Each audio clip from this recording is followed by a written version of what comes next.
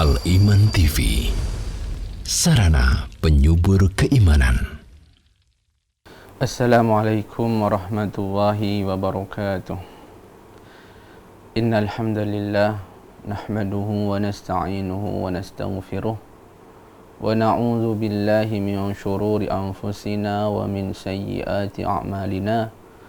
May yahdihillahu fala mudilla lahu wa may yudlil fala hadiya lahu. Wa ashhadu an la ilaha illallah wahdahu la syarika lah. Wa ashhadu anna Muhammadan abduhu wa rasuluh. Allahumma salli wa sallim wa barik wa an'im ala nabiyyika wa rasulika Muhammadin wa ala alihi wa ashabihi wa man ihtada bihadihi wastanna bisunnatihi waqtafa bi atharihi ila yaumiddin. Amma ba'd. Saudara-saudara kaum muslimin, pemirsa Al-Iman TV, pendengar radio Suara Al-Iman, dimanapun Anda berada, rahimani wa rahimakumullah. Semoga Allah Subhanahu wa Ta'ala senantiasa melimpahkan untuk kita rahmatnya dan keberkahannya.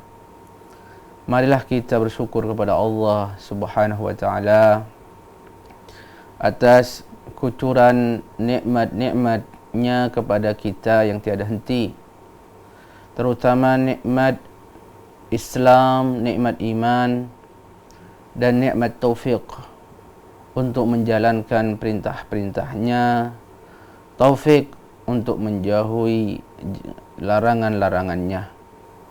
Semoga Allah Subhanahu wa Ta'ala menjadikan kita hamba-hamba yang istiqamah sampai ajal kita dan menutup kehidupan kita di dunia ini dengan husnul khatimah.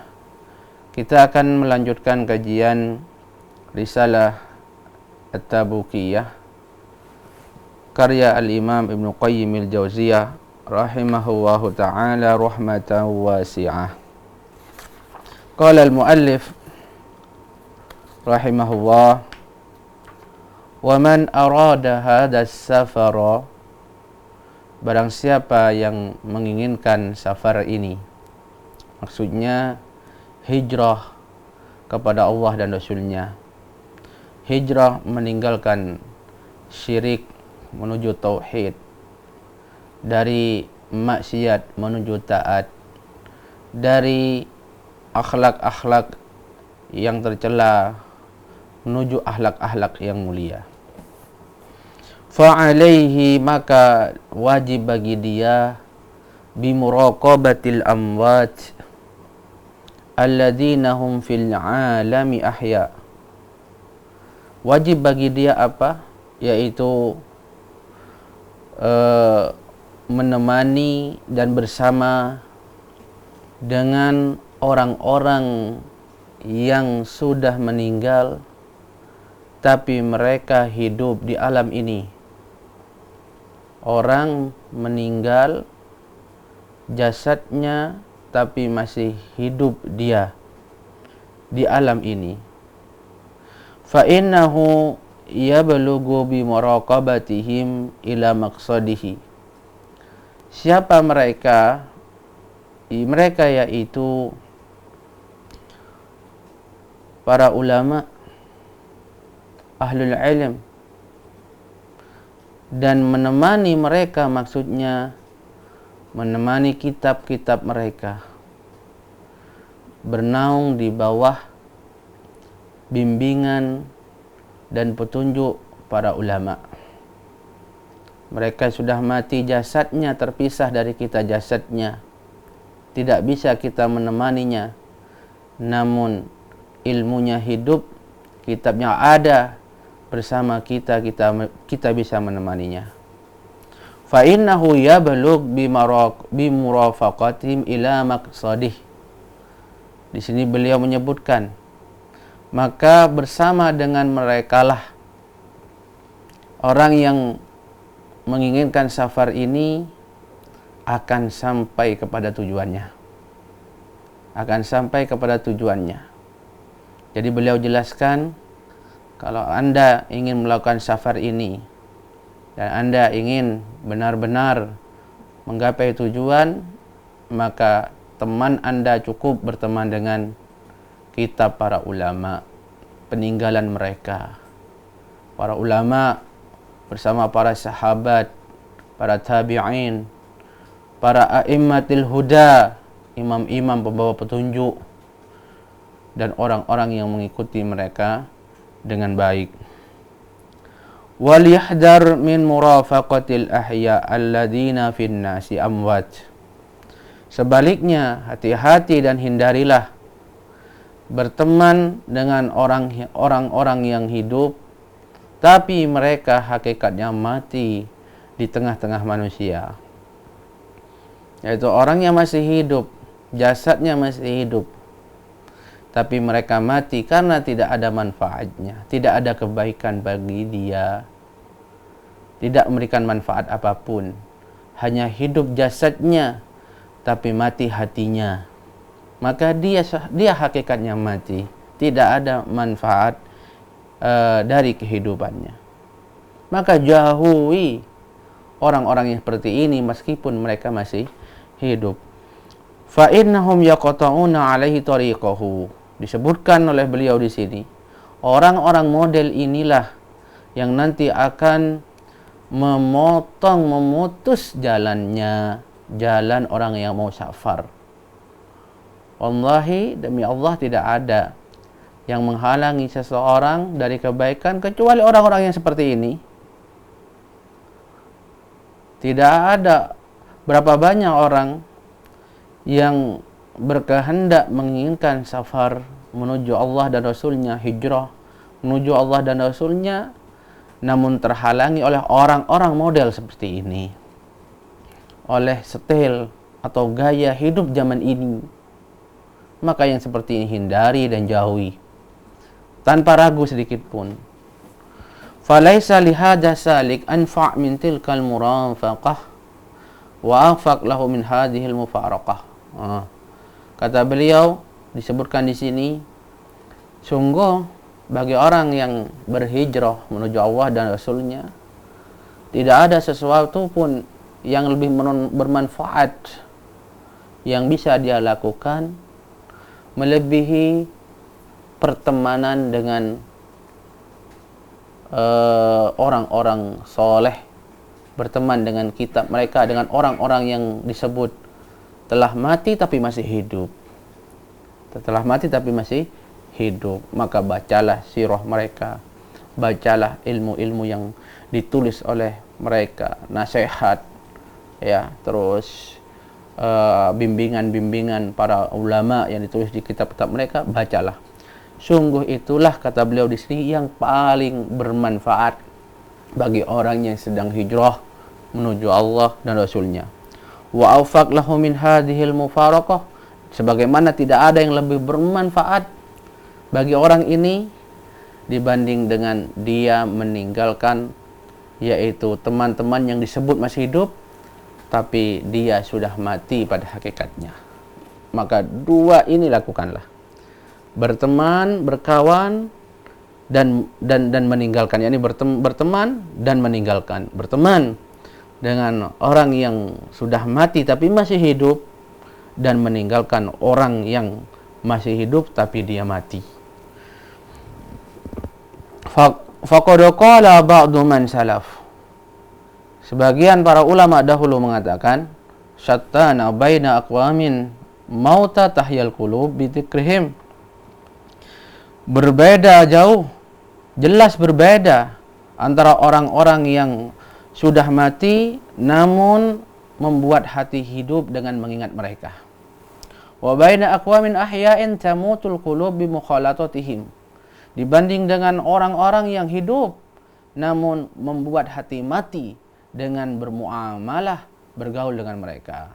Nah, ini maksudnya, yaitu maknanya seperti kita sebutkan, ya, bergaullah dengan para ulama, dengan kitab-kitab mereka, mempelajarinya, duduk di majlis-majlis yang mengajarkan kitab-kitab mereka, mengajarkan sirah mereka. Maka dengan begitu hati akan hidup, maka itulah yang paling bermanfaat dalam safar, dalam hijrah seseorang menuju Allah dan Rasulnya.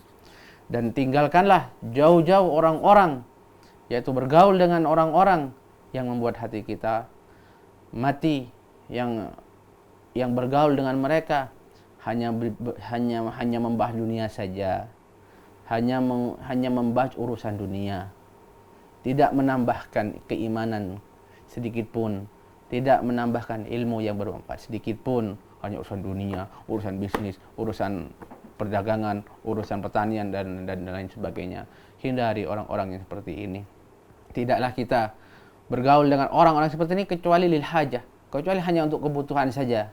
Bila butuh, ya kita temui, kita duduk dengannya, selesai keperluan kita, tinggalkan. Jangan berlama-lama, melainkan hati kita akan mati.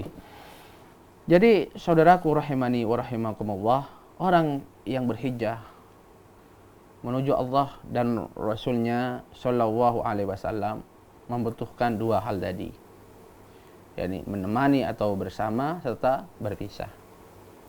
Menemani yaitu bersama dengan ahlul ilmi, yaitu bersama dengan kitab-kitab mereka, ya, bersama dengan bimbingan mereka, bersama para ulama, bersama para sahabat, para tabi'in, dan para imam, para panutan, dan orang-orang yang mengikuti mereka dengan baik, Dan sungguh inilah sebaik-baik teman, inilah sebaik-baik kebersamaan. Sebagaimana berpisah, yaitu menjauhkan diri kita dari orang-orang yang bersama mereka akan mematikan hati kita. Bergaul dengan mereka justru akan menggagalkan perjalanan kita, karena sungguhnya itulah penghalang yang paling besar ketika seorang hendak berhijrah menuju Allah Subhanahu wa taala dan Rasulnya. Berikut ini disebutkan, fama 'alal 'abdi adarru min usyara'ihi wa abna'i jinsihi. Tidak ada yang lebih membahayakan bagi seorang hamba itu melebihi keluarganya, melebihi kerabat-kerabatnya, dan anak-anak jenisnya. Maksudnya di sini anak jenisnya kawan-kawannya, teman-temannya, dan lingkungannya. Saya ulangi, beliau menyebutkan di sini, tidak ada yang lebih bahaya bagi seorang hamba yang menuju hijrah kepada Allah dan Rasulnya dibanding bahaya yang diberikan oleh keluarganya sendiri atau orang-orang yang ada di lingkungannya. Bagaimana itu? Beliau sebutkan di sini, fa inna nadharahu qasir. Karena pandangan mereka itu pendek. Wa himmatuhu waqifah inda tashabbuh bihim. Dan semangat mereka, kesungguhannya, yakni orang yang karena yang terpengaruh dengan orang lain dari lingkungannya, maka kesungguhannya, semangatnya itu terhenti, terbatas dengan apa? Dengan yaitu sifat mengikuti mereka dan bangga kepada mereka, ya, dan bangga dengan mereka, dan hanya akan berjalan di mana mereka berjalan. Bahkan kata beliau, hatta law dakhala hujru dhabbin la ahabba an yadkhula ma'ahum. Bahkan seandainya orang-orang di sekitarnya ini masuk ke dalam lubang dhab, maka niscaya dia juga akan mengikuti mereka bersamanya. Jadi maksudnya di sini, saudaraku rahimani wa rahimakumullah, rusaknya manusia itu disebabkan oleh orang lain, oleh pengaruh keluarganya, pengaruh lingkungannya. Artinya bila memang di antara keluarga, bila memang di antara lingkungan kita, ya, itu orang-orang yang tidak sejalan dengan jalan kita menuju Allah dan Rasulnya, atau menghalangi kita, maka hindari, jauhi. Sebagaimana perbanyaklah kita bersama dengan orang yang mati tapi masih hidup tadi, maka jauhi bergaul dengan orang-orang yang seperti ini. Tidaklah rusaknya seseorang itu kecuali disebabkan oleh orang lain. Bahkan kebanyakan dari maksiat, kebanyakan dari kemungkaran yang terjadi, ya, itu pun sebabnya karena fanatik, ya, fanatik untuk mengikuti kaumnya, untuk mengikuti yang lainnya. Banyak orang itu sudah melihat al-haq di depannya, kebenaran ada di depannya, dan dia ingin mengikutinya karena itu fitrah. Karena itu fitrah. Tapi karena lingkungan, karena teman, karena kerabat, karena saudara, ya, dan dia masih fanatik dengan itu untuk mengikutinya, maka ini akan menghalanginya. Entah karena beda dengan gaya hidup zaman ini, entah karena tidak sesuai dengan ini dan itu, dengan mode ini dan itu.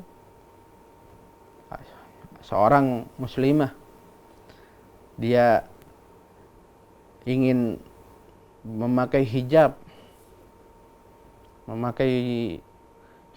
untuk dirinya. Dia tahu ini benar dan dia ingin melakukannya. Tapi ketika dia masih hatinya itu condong mengikuti kaumnya, masih mengikuti lingkungannya, maka wallahi itu akan menghalanginya.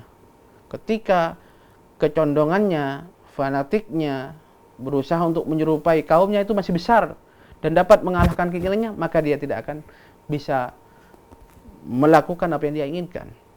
Makanya seperti ini dijauhi.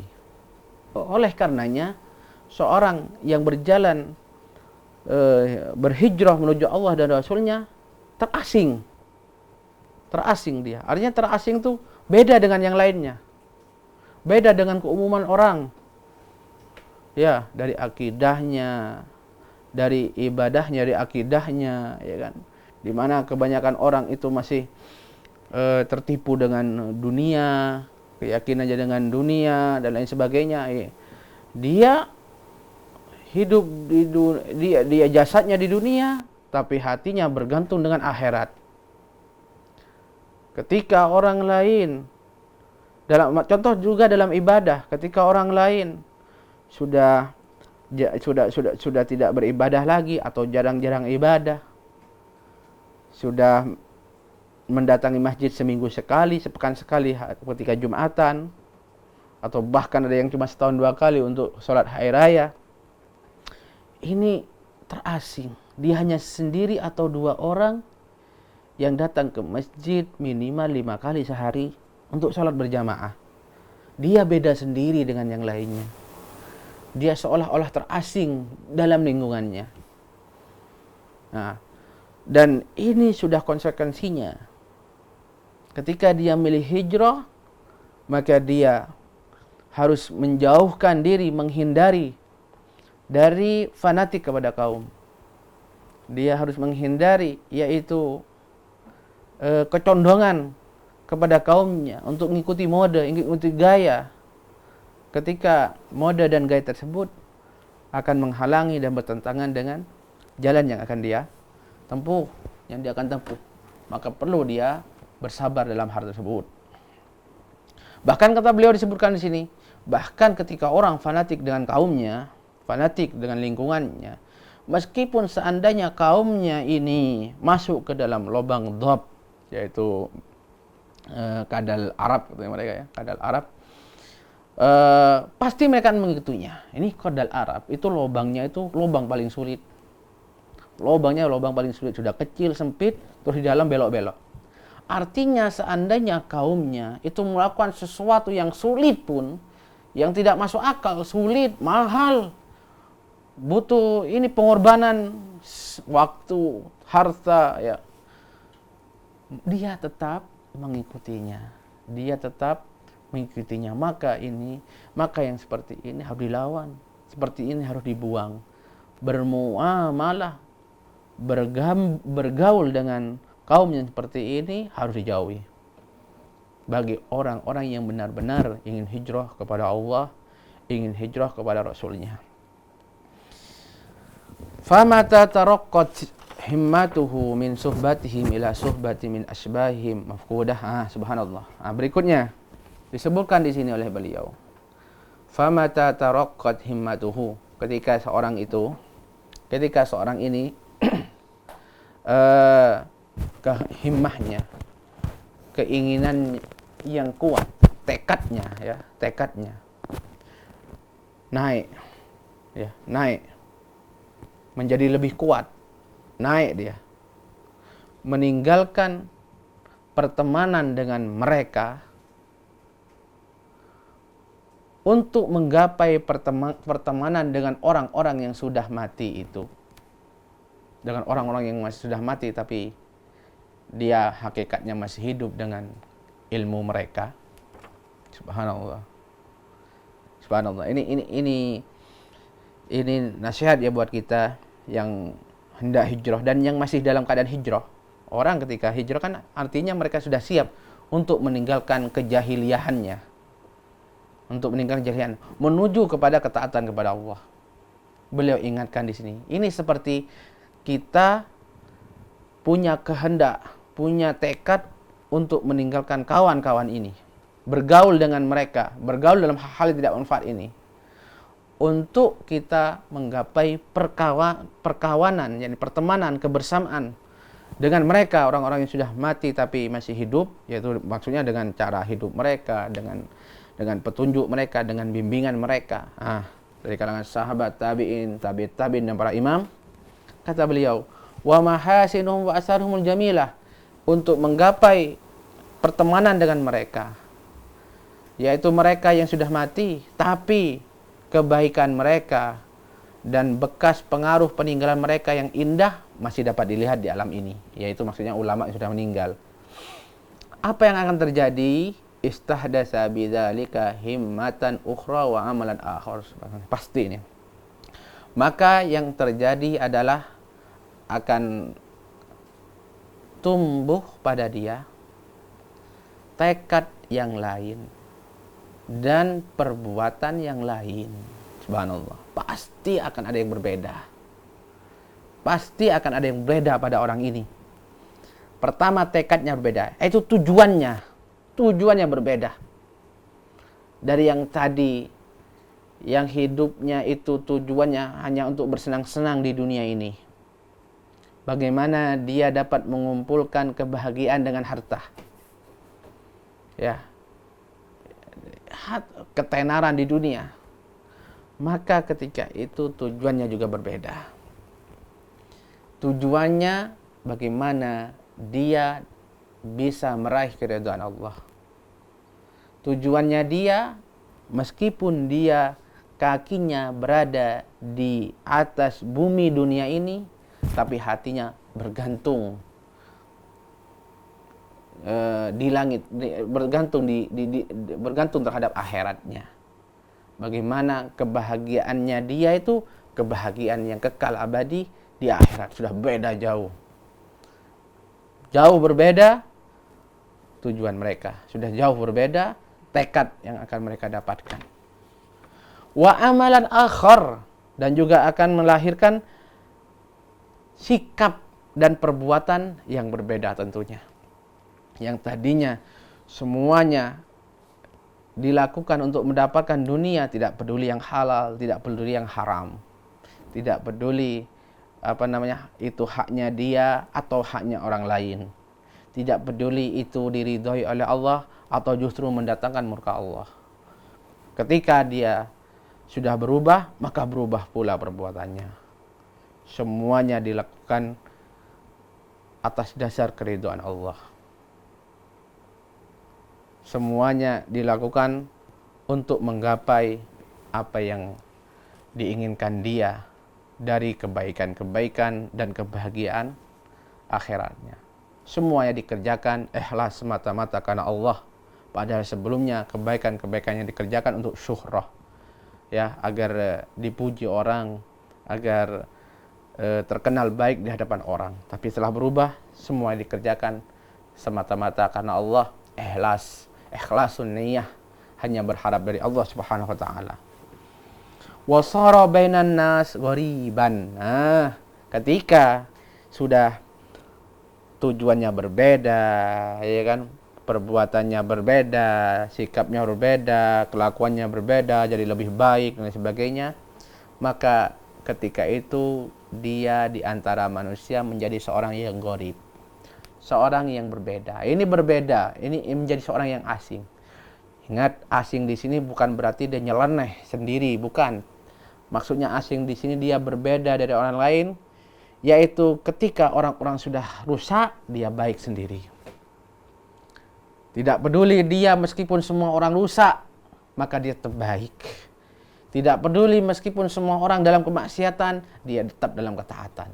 Tidak peduli meskipun semua orang dalam kesyirikan, dia tetap dalam tauhid. Jadi dia kesendirian dibandingkan dengan orang lainnya.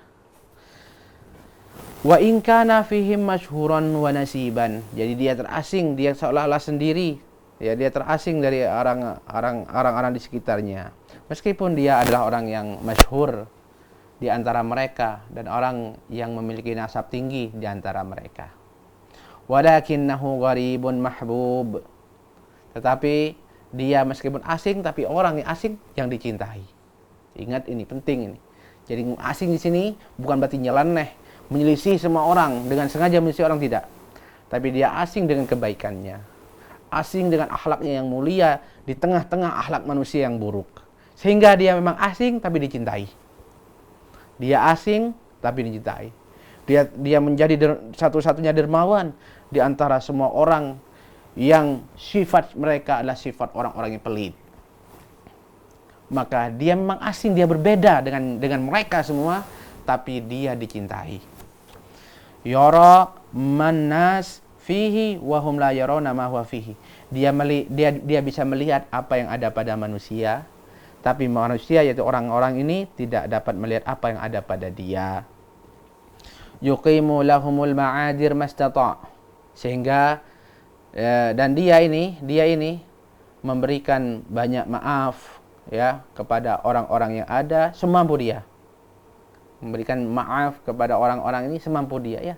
Dia dapat melihat orang ini. Dapat melihat maksudnya dapat melihat keadaannya.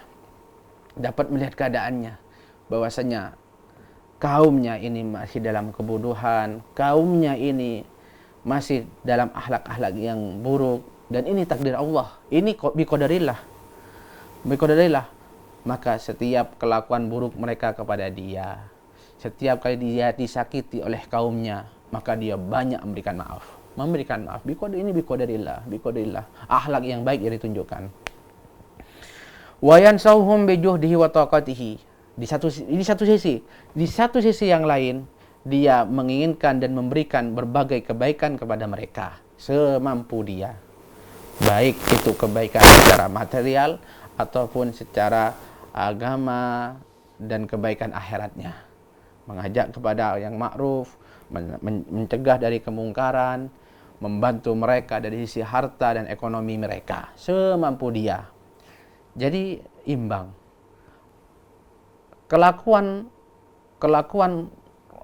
lingkungannya, umatnya kepada dia berupa dia disakiti, dia diganggu, dia maafkan. Di mana umumnya orang kalau disakiti akan balas. Jadi dia berbeda. Umumnya orang kalau disakiti akan dibalas.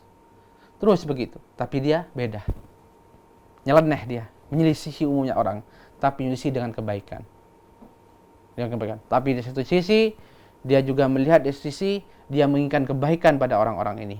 Karena dia kaumku. Dia masih kerabatku. Dia satu jenis denganku. Maka aku mencintai mereka sebagaimana aku mencintai diriku. Maka dia berusaha memberikan kebaikan dengan nasihat, mengajak kepada yang ma'ruf, mencegah dari kemungkaran, ya. Kemudian memberikan harta semampu dia, membantu perekonomiannya semampu dia, karena mencintainya. Karena mencintainya, maka dia memang terasing. Dia memang terasing di antara mereka, tapi dia dicintai di tengah-tengah mereka. Sa'iron fihim bi'ainain. Dia berjalan di antara kaumnya ini dengan dua sudut pandang. Dua sudut pandang ini penting, perhatikan saudaraku rahimakumullah. Ketika kita berhijrah di jalan Allah, di tengah-tengah manusia yang masih lalai dikarenakan dunianya, maka berjalanlah di antara mereka, tetap hidup bersama mereka, di tengah-tengah mereka, dan lihatlah mereka dengan dua sisi sudut pandang. Ainun nadhiratun ilal amri wan nahi.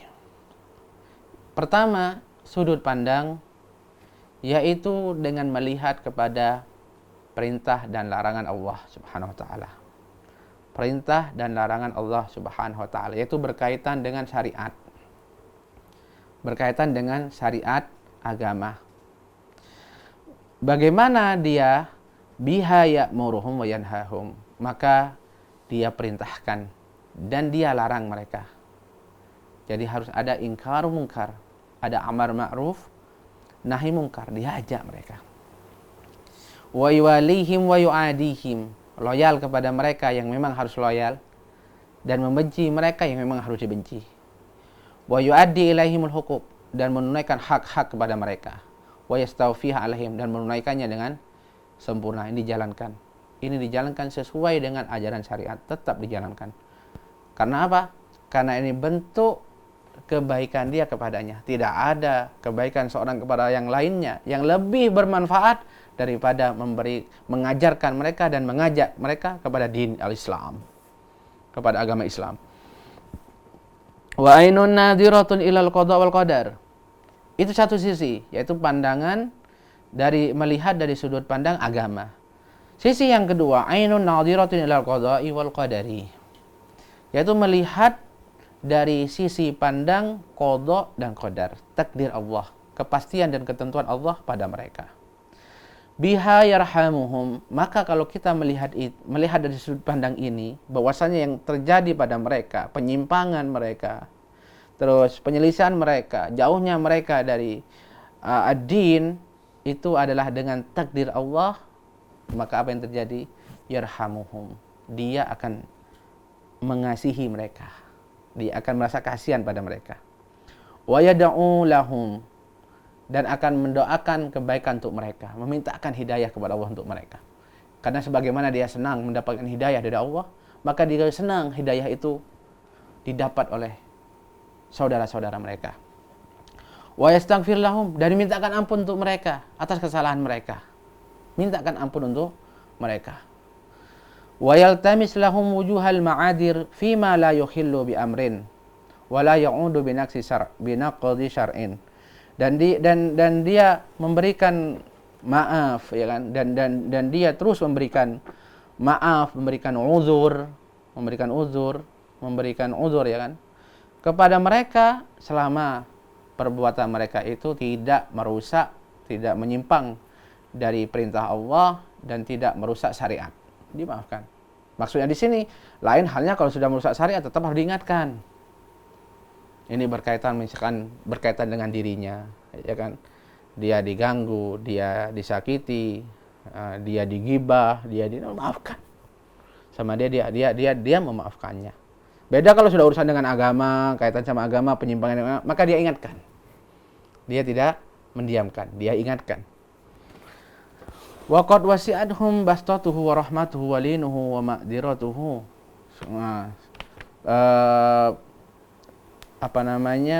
Kebaikannya, kelembutannya, rahmatnya, maafnya benar-benar dirasakan oleh mereka. Waqifan inda qauli ta'ala. Hal ini karena dia menjalankan firman Allah Subhanahu wa taala. Ini ayat yang luar biasa, Saudaraku. Berikut ini ayat, perhatikan.